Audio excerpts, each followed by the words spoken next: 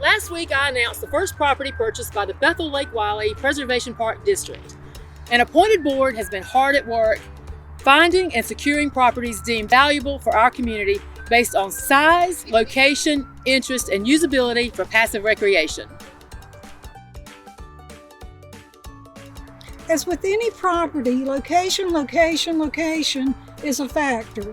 And if the location is within walking distance from any, it's even better. And of course, some places we've grown to love in our community.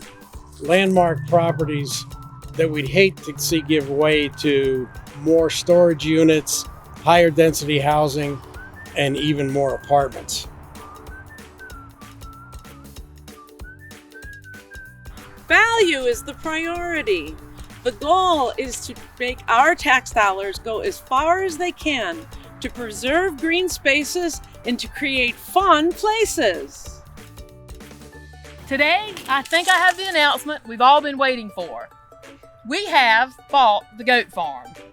The goats will remain for a little longer, and this will ultimately become a farmer's market and community gardens.